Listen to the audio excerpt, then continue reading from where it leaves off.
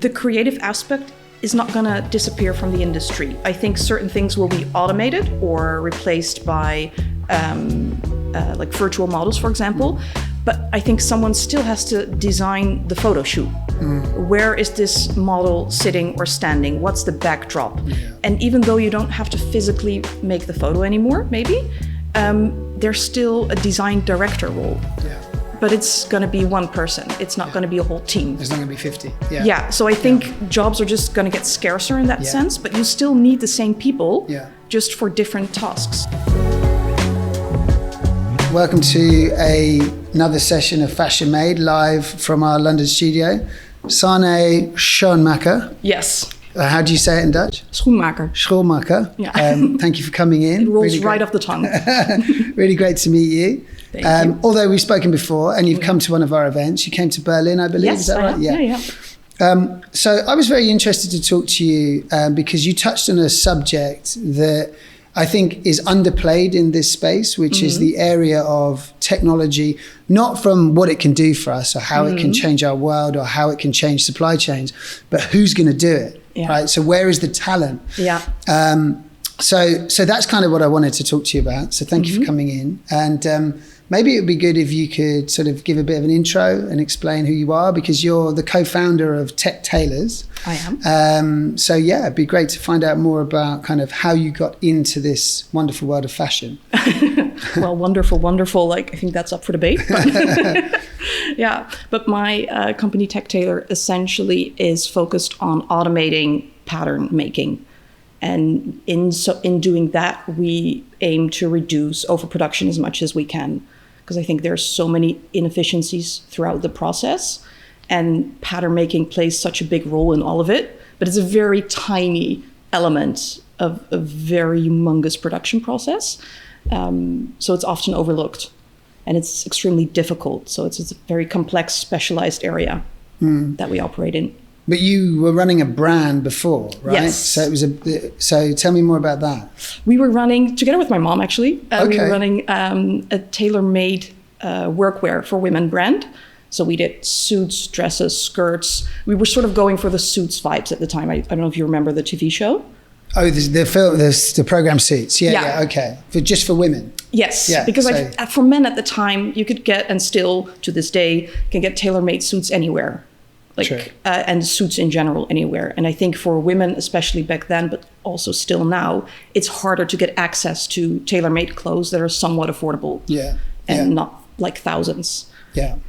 So we started doing that, but my mom has a background in physics. Okay. So as we were making clothes ourselves, she was like, this pattern making process is very manual, very time consuming. How can we automate it? And that's when we started like writing the algorithm for pattern generation. Amazing. So does this mean that, like, as a kid, you like to wear suits? You and your mum like to wear suits at home all the time, or? Not to that extent, but I was very intent on looking like her, and she worked at Capgemini at the time. Oh, okay. So she did make me a very much bright yellow suit with a skirt, like a pencil skirt. Okay. I think I was 7 at the time. Yeah. And I thought I looked great until I went to school. And the kids made fun of me because I looked like a corporate director at the ripe old age of 7. Oh, so then I never wore it again because I was ridiculed. So that's interesting. And so that's the etymology of starting Tech Tailors. And then it sounds like you've been on a bit of a journey since then. And obviously with COVID in the way, I think you and I have spoken before about what it takes to get into this fashion sector. Like it's a $1 trillion industry, but it's very closed door, and finding the right people and communicating with the right people, and then understanding how clunky individual processes are in each of these brands. I mean, I think it's not an easy market to break into. No, and thank God we didn't know that before we got started, because we had a local fashion brand. We didn't know anything about like the larger fashion industry. We worked with local tailors, so the whole supply chain and production process was a mystery to us. But I think, as we said before, like the benefit of COVID was everything was online. Yeah. So for a year, I just deep dived into the fashion industry and all the players and all the software, the hardware, the departments, to sort of make sense of the system and see where we can add value and play a role. But I think what you touched upon earlier is that it's very siloed. Like there's all these different departments and they all have their own KPIs. And very often they're contradicting to each other. So one department will like a solution, but the other will be like, yeah, but that's not good for my department and for my KPIs. And that's where the complications arise. Yeah. And coming back to the sort of the genesis of why I wanted to talk to you. So I have 3 daughters. My 13-year-old is technically minded. She goes to university. Let's say she goes to MIT. She studies advanced AI. And where is she going to work? Is she going to want to work in fashion? So what do you think the fashion industry needs to do to start attracting more technically minded people? How does the fashion industry homogenize what is ultimately seen as a creative sector with technology? How do we go about changing that pathway? I think there's 2 sides to it. I think one side is reputation and the other side is remuneration. And I think, let's start with reputation. I think the fashion industry is known for being creative. It's known for marketing campaigns, for design, for influencers. And I think people underestimate the sheer size of the fashion industry and the complexity that's involved. I think fashion, like more or less, employs 11% of the global workforce. It's huge. Yeah. And I think it has this reputation of being around like pink dresses, like, oh, it's a cutesy industry for outsiders. Anyone who's working in the fashion supply chain knows that that's a different story. But I think it's not seen as challenging. Whereas big tech, everyone thinks like, oh, that's very complex, which it is. But fashion is also very complex if you're looking at the problems that we need to solve. So I think that's one side of it. Like, it's an interesting industry to work in, even if you're not creative, even if you're not into trends, even if you're not into fashion whatsoever. My uncle, who's also joined our company now, could care less about trends. But he's very much focused on sustainability, always has been. And to him, like, his main driver for doing this is how do we reduce overproduction? And he also comes from tech and consultancy. So I think there's so much work to be done, and there are already amazing technical people in fashion, but we just don't have enough of them to solve the problems that we need to solve, in my opinion. No, I think that's interesting. And then you also said remuneration. So yes, getting the wallets out in the right way. So if LVMH were to spend as much as they do on marketing, on tech development or tech talent. Yeah, I think the budget is 2-sided. It's what do you spend on IT as a department, but also what kind of salaries are you paying for your CTO versus your CMO, for example. And CTOs in fashion are not paid as much as in other industries. So if you're a high-level tech player, then it's not as attractive to go into fashion. You're not going to do it. And I think that comes down to perhaps the old way of working, which is that the CMO is in the profit center of the business and the CTO is in the problem-solving center of the business. And I think that the CTO will soon become the fulcrum of profit for a lot of commerce. But that's when, in 5 years' time, it's AI to AI agents that are doing the whole e-com will become AI-com. And then, and then the CTO becomes a lot more important, I think. But it's that transition. And so you mentioned sustainability and like, I don't know how much you can say, and I don't want you to talk about any specific clients, but what do you really think? Like, I don't think a lot of people know that the fashion industry is the second biggest pollutant industry, only second to energy in the world. What do you think is happening with sustainability in fashion? I think a lot is happening in terms of communication about sustainability. So I think there's all this, we use more sustainable fabrics, or we're circular, and it's all these terms and all these numbers are thrown at us, but nothing is defined. So I'm like, if I have a number, but I don't have a definition for it, what that means, then it doesn't say anything. So I think we need stricter regulation on different levels to make sense of all the data that we have. Like, for example, overproduction. It's known to be around 30% industry-wide. Is that based on value or volume, for example? these things are never defined. Yeah. And I think a lot of brands are not required by law to put statements in their annual report regarding their production volume. And I think as this whole sustainability discussion is very much focused on materials and not on the production side, like the scale of things, and especially overproduction. Yeah. And I also think there's a discussion about overproduction versus overconsumption, which is tricky because fashion is saying like, oh, but consumers are overconsuming. Yeah. If they stop buying, we'll stop producing. Yeah. And I think that's a sort of the easy way out. Yeah. Sorry. You were gonna say well, I something? was just going to say, you're right, because it's like, it's not, so fashion is in many senses a reactive sector. It reacts to what you and I want. It reacts a year in advance, yes. Yeah, exactly. And there lies the problem. Well, yes, that's true. But what I mean is that people vote with their feet, right? In so much as if Temu is experiencing extremely high growth in Europe because it's selling jackets for £10 or £5 or €5, then the problem doesn't necessarily lie with fashion, but it lies with mankind in some ways. Yeah. Or so this is what I mean. I think it's a really interesting discussion. Sustainability in fashion is a really interesting. I think it's very complicated, but ultimately I think it's technology that's going to change it. Yeah, and I also think in this whole overconsumption discussion, there's such an elitist point of view as well, where there's this mantra of buy fewer better, which I think is great for anyone that's middle income and above.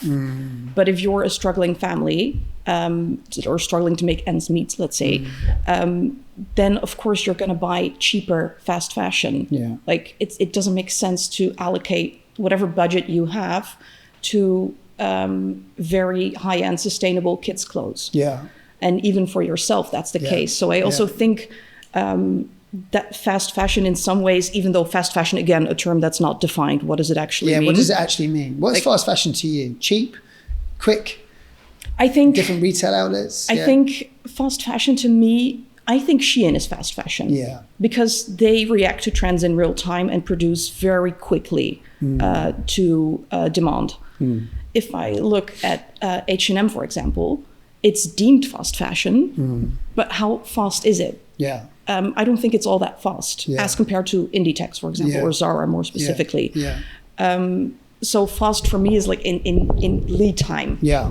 And I think there's this whole affordable fashion market, and some of them are very slow and some of them are very fast. And I also think the difference in quality, even within these brands, varies greatly. So a pair of jeans from Zara might last you as long as a pair of Levi's. The cut might be different, the fabric might be different, but they're still very heavy denim. So again, to the sustainability point of view, I think the whole discussion around sustainability should be about what are you extracting in terms of resources? What are you emitting in terms of carbon, toxins, you name it? And what's the durability of your product? How long can a person reasonably wear it and wash it? And then there's another aspect of how long do they actually do that? Because I think a lot of good clothes are thrown out because people are fed up with it. It's not fashionable anymore. Yeah. That part is harder to solve for, I think. Yeah. And let me ask you a personal question. Do you shop on Vinted? Have you got Vinted in Holland? Yes, we do. Yeah. Do you shop on Vinted? Not that often. No. But I don't really shop that often anyhow, because the downside of growing up with a mother who knows how to sew is that she would take me to the fabric market every Saturday in Utrecht, where I'm from. So from the age of 4, I could distinguish polyester from silk. Oh, really? Yeah. Yeah. So shopping, to me, it's like I have a fairly critical eye to what kind of materials I like. And I don't really look for sustainable brands. I just look for what will last me a long time. Okay. That's interesting. Yeah. That's interesting. Because also, how do you define a sustainable brand at this point? It's so difficult. And we work in this industry, and I wouldn't be able to tell you which brand is more sustainable than the other. Well, I almost feel like it's a bit of a, like sustainability, like if you put fashion sustainability, like I know there are some brands doing some great things like Patagonia. There's a UK brand called Finisterre, and when I first bought a jumper from them, it came in paper wrapping, and so you could see that there were efforts made to be sustainable. But I think, having worked in this sector for a long time, I know that there's no such thing as sustainable when it comes to dyes, when it comes to water, when it comes to supply chain, when it comes to supply chains of materials. Like it's almost impossible. I suppose, to my mind, the only way one can be truly sustainable is exactly as you were just saying, is mending, fixing, increasing the lifetime of a fashion or apparel product. I think that's the only really truly sustainable thing we could do. And I think, again, that comes down to mindset. And again, that's the antithesis of the sector, which is to keep us buying and keep us spending.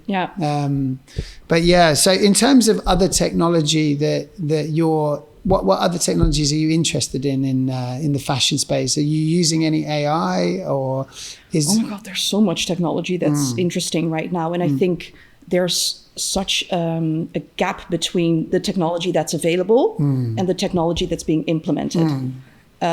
Because, and also with AI, like there are all these new capabilities, all these new opportunities, but you have to implement them in huge organizations. And I think that's where the delays and their difficulties are.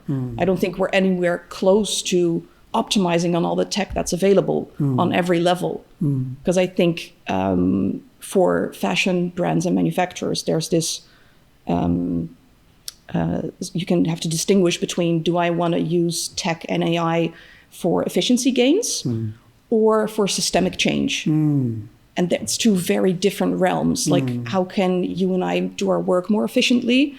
There's all sorts of tech on all sorts of level you can implement for that. But how do you create systemic change within your supply chain is a very complex field. And I think that requires creative thinking together with highly technical people that understand how can we use all these different tech elements to our advantage to work towards the goals that we have as an organization. What do you think about nearshoring and on-demand production? Based on the way you work, that's probably going to be an important avenue for you, I would imagine, in terms of building partnerships in that area, or not? I'm not sure.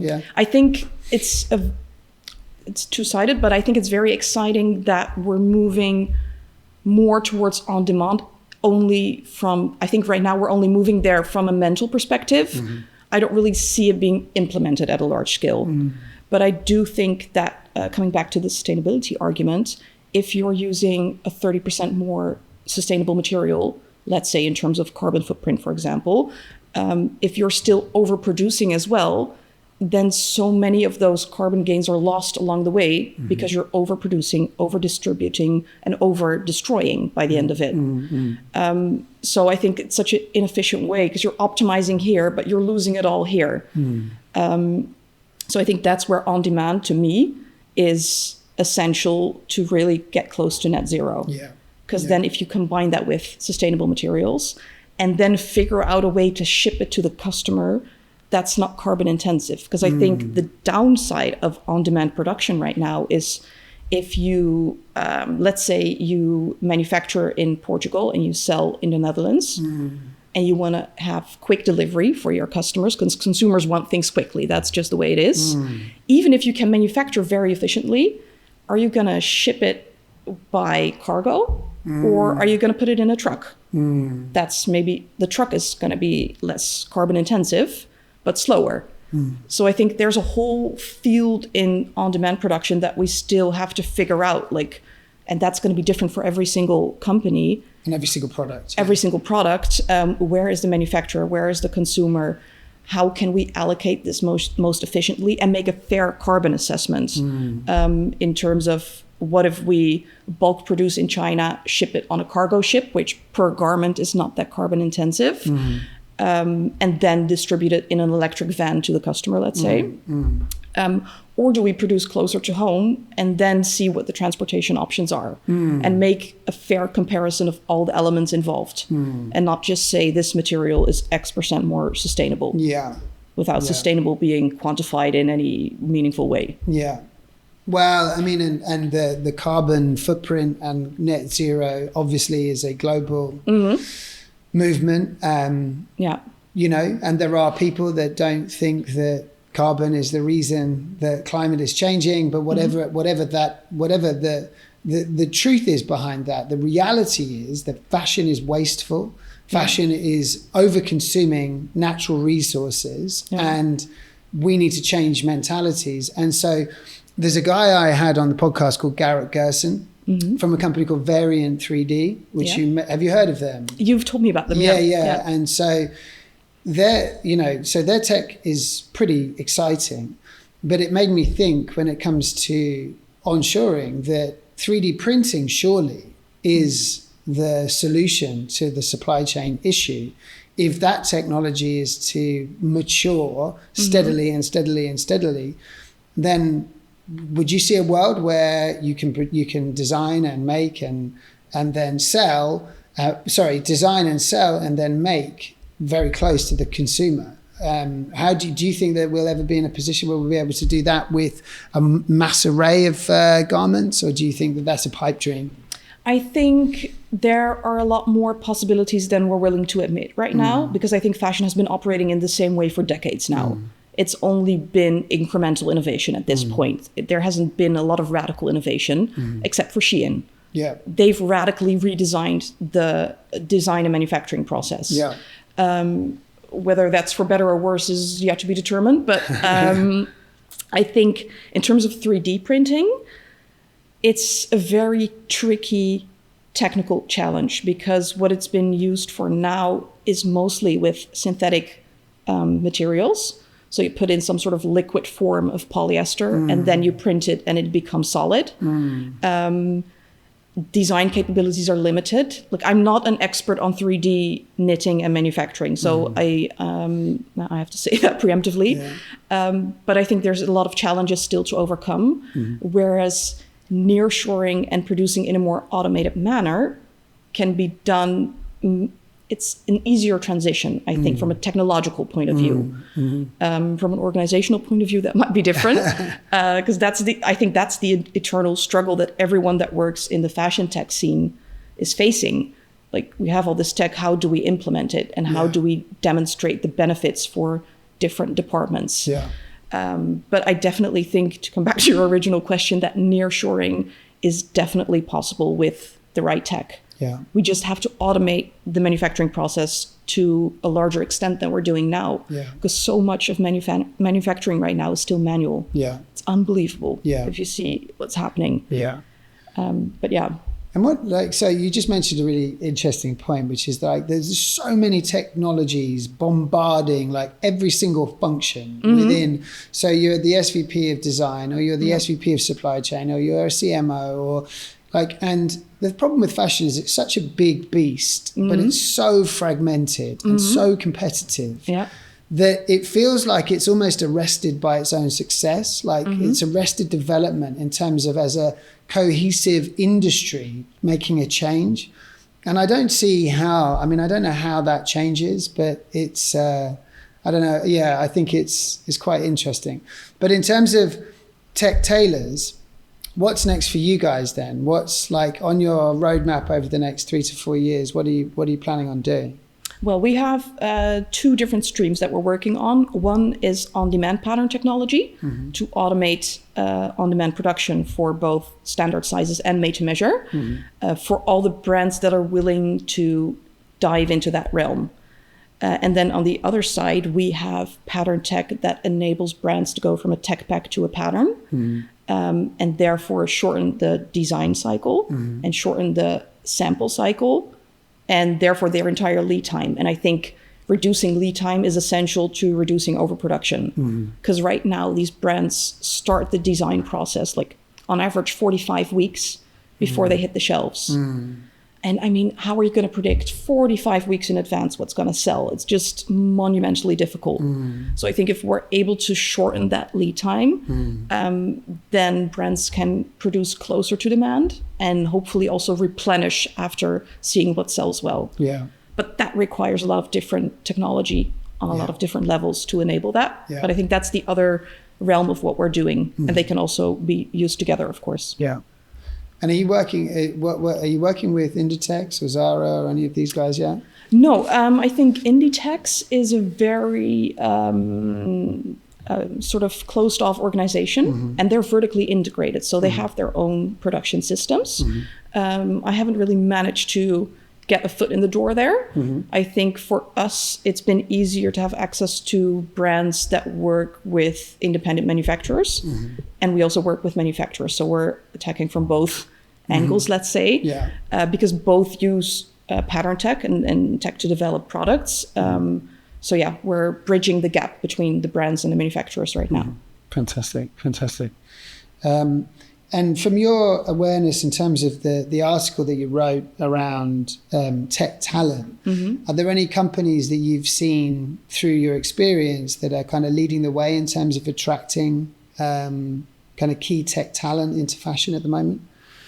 It's a very good question. I don't know this on, let's say, a C-level. I don't really know what's going on behind closed doors in terms of hiring there. What I do see at, for example, MAS, a very large global manufacturer, is that they've really focused much of their attention on tech to shorten that lead time. And I think Brad Ballantyne, the CEO of MAS, the American division, said, like, you can't sprinkle AI on legacy systems. And I think that's such a telling a point of view, because that's what we're dealing with in fashion. There's legacy systems, legacy hardware, legacy software. These are multi-year contracts, and they're huge contracts. So it's not like, even if you have better tech, that these companies can say, okay, out with the old, in with the new. It doesn't work that way. So I think that's also for us, what we're continuously trying to navigate is, how do we optimize the tech that we're building for the existing supply chain? But on the other side, we're also like, but it could be so much better if we could build it for a new supply chain. If you did things differently. So get as many startups as you can involved at an early stage, I guess. I think with startups, it's so tricky because there are so many outsiders coming into fashion, which I think is great, because we came as an outsider, and you have a fresh perspective on things. You're not in the sort of tunnel vision of, this is how manufacturing has been done for the last, 3 decades. But there's also a danger to it, because then you're ignoring all these legacy systems. And if you want to scale your revenue, you need big clients. That's just the truth of it. So I think all the startups that are coming in are struggling with the same thing. We're selling suboptimal solutions right now to fit in the existing supply chain. But I think there's a bunch of us that are looking into, how could we really redesign this? And how can we partner with existing manufacturing companies and brands to demonstrate that this can work at scale? I think, and 3D also plays a big role in this. We're now working with Enhance That and Dominique Sluiter. I don't know, I think you've met him before. We're really figuring out the workflow of going from design to sample to production in the most efficient and accurate way. Just like take out all the discrepancies. What kind of tech do we need? What sort of consortium of companies do we need to make this work? And what's your experience, just out of, this is just curiosity, I imagine you've spent a lot of time in factories over the last few years. What's your experience of that in Southeast Asia or Asia? Like, how do you feel it's going to work if we increase efficiencies, for example, to the point where I can order something in London from you in Holland, and I can make it here, and we cut out a whole element of the production process, which is apparently causing the world to suffer. What do you think? How do you think that's going to affect those local regions? More of a sociological question. Like, what's your experience of that? I think the pace of change is slow. So eventually, I think it's realistic that jobs there are going to disappear, either due to tech or due to nearshoring. But I feel right now there's also such a gap between boardroom theory and factory floor reality. And there's all these decisions being made based on internal corporate motivations, let's say. And they're being pushed down to the people that are designing the products, that are doing the sampling, that are doing the manufacturing. And they're not optimal solutions for these people. Yeah. And I think that's where all tech providers have to really wake up and see, how can we build tech that works for the designers, that works for the pattern makers, that works for the factory workers. Yeah. And then also make the business case back to C-level. Like, if you implement it this way, these are the time savings, these are the quality improvements, to sort of solve the problem from both ends and not just one end.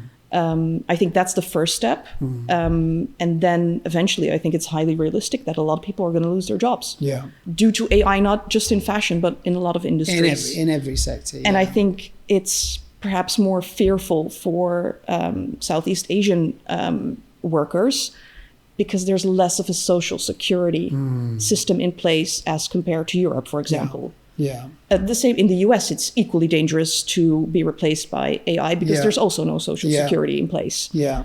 Or at least not very significant, let's say. No. It's an interesting point, because it's something that fashion's been looking at for a long time. But I feel like we are on the edge of, we're living through a period of time. We're quite lucky, I think, to see like a massive industrial change in the way everything is done. Yeah. And whole sectors and whole, jobs, like professions are going to just vanish over the next 10 years. But, you know, when we in Europe talk about that, or in the Western world, we talk about legal or, you know, established professions. We don't talk about factory workers. Yeah. We never talk about them. No, we don't talk about them. In this whole sustainability argument. Because it's the dirty little secret. Yeah. That's what, you know, my T-shirt and your shirt and your coat. Yeah. So it's interesting to see whether as humanity, as a global whole, there'll be any empathy. Probably not. I think probably not. We're not particularly empathetic. I would say not. I think it also is highly dependent on where you're living. Yeah. And I think COVID was sort of the first peek into the future that we got, where a system came crashing down.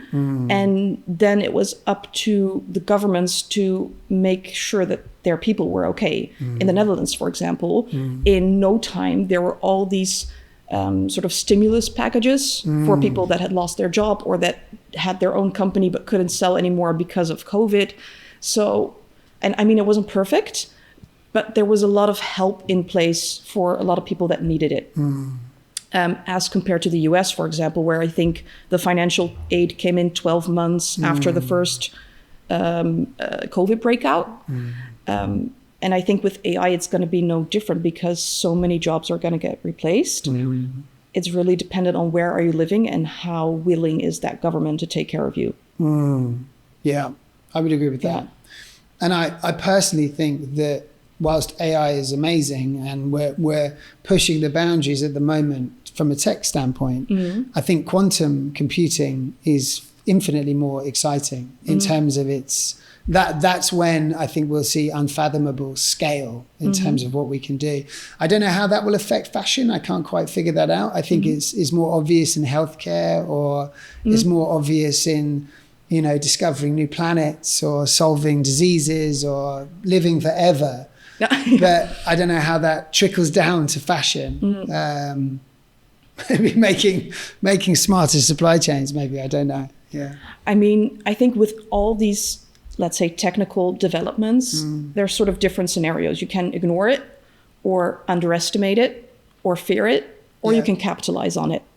And I think that's where it's a mindset thing as well. This tech is changing at such a rapid pace that it's hard to keep up, and it can be overwhelming. But I think we're still human, and for now, we're still controlling the computers. I don't know how long that's going to last us for.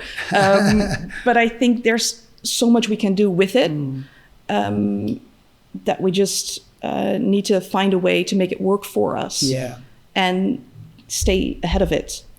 Instead of saying like, it's coming for us. Yeah.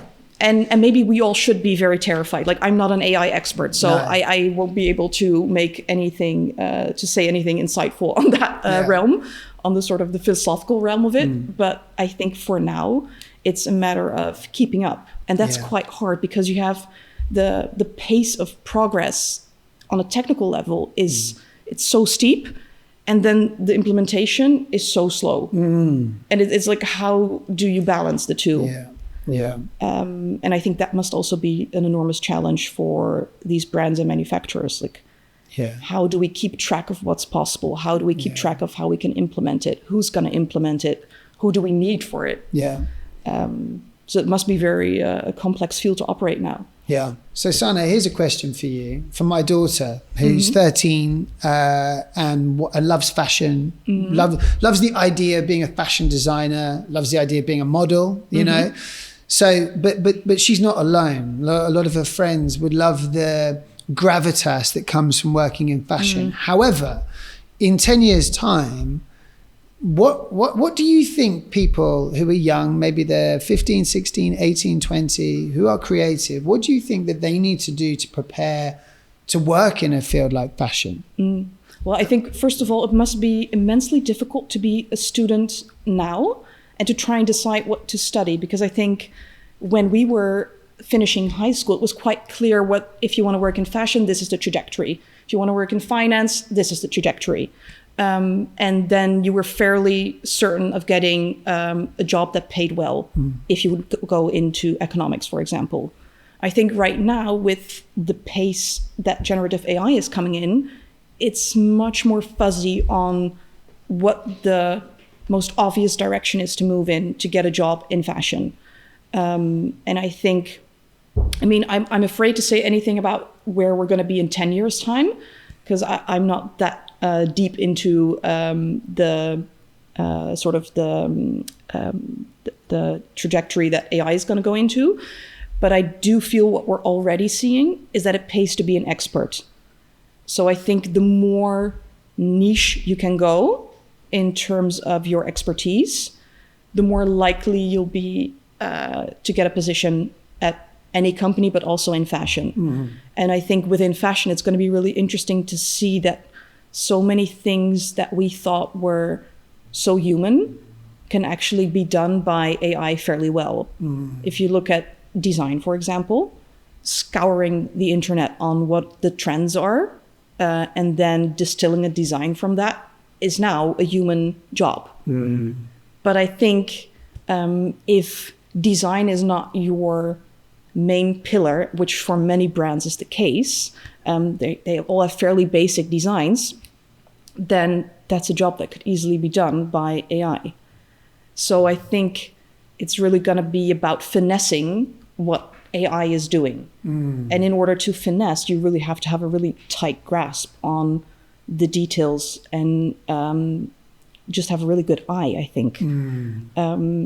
So I think the only thing I can say on this topic is to become as much of an expert as you can in a field that's interesting to you. And if you want to work in fashion, like, what department do you want to work in? Like, are you interested in design?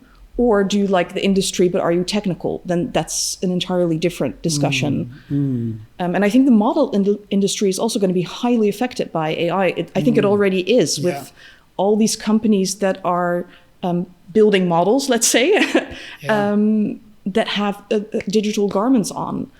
It's already replacing like a significant part of photo shoots for brands. I know. It's crazy. It's crazy. Yeah. And I wonder, like, I get what you're saying, that you should specialize. But I also wonder whether in 5 years, if design and merchandise planning and some of the sort of stalwart positions that one would get as they work their way up in a fashion brand, whether they're in the business side or the creative side, if a lot of those jobs are gone, does it not make sense for this next generation to focus on like humans, on Homo sapiens and how we behave, and like maybe our creativity is pushed towards pushing boundaries in terms of like understanding what humans want and understanding not necessarily trends, but kind of maybe trends, like maybe almost looking looking at themselves as bosses from a very, very young age and looking at it with a helicopter view that a lot of these jobs are going to be done, but actually the real talent is going to come from disruptive models and disruptive ideas. And I guess what I'm saying is, should we teach them to become bosses and not workers? Should we change the way they educate, the way they see the world? Because AI has caused abundance, so everything is done. I don't know. I don't know what that looks like, but that to me feels more empowering to the youth, right? Start a brand, right? You've got all of this at your fingertips. Disposal, Start a brand. Make a difference, rather than work there and earn $100,000 when you're 30, and you know what I mean? Rather than that same old track, because that won't exist anymore. So that's quite exciting. I think it is exciting, and I also think the creative aspect is not going to disappear from the industry. I think certain things will be automated or replaced by like virtual models, for example. But I think someone still has to design the photo shoot.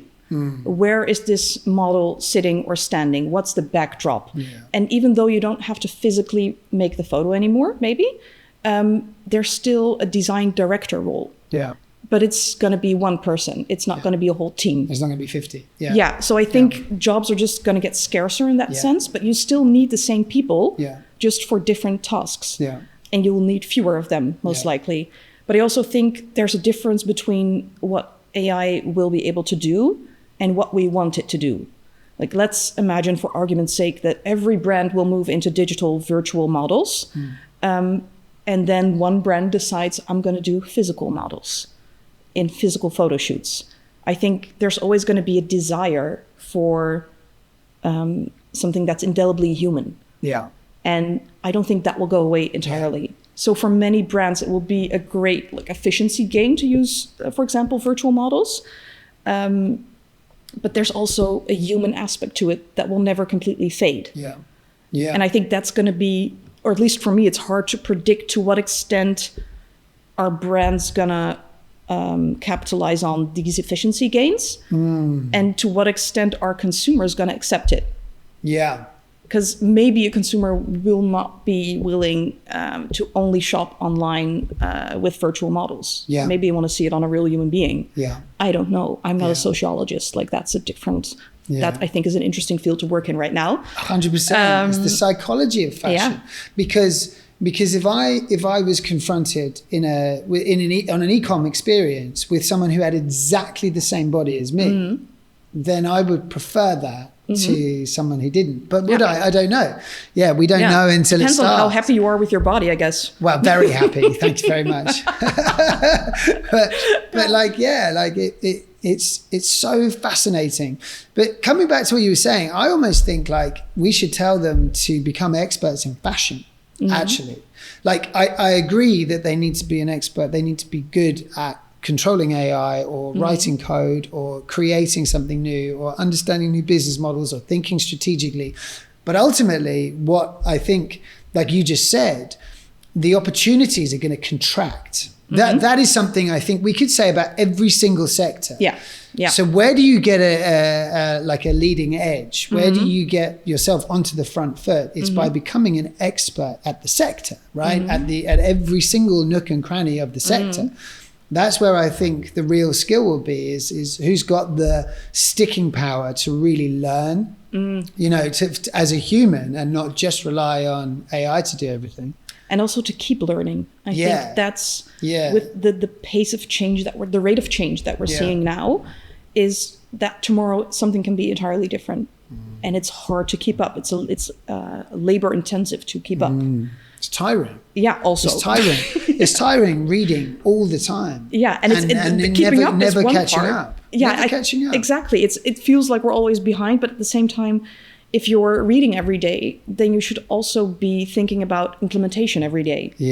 How can we use the latest developments to optimize ABC or to create ABC, which I think is a more imaginative realm to operate in, to really think of what kind of net new can we build with the tech that we have now.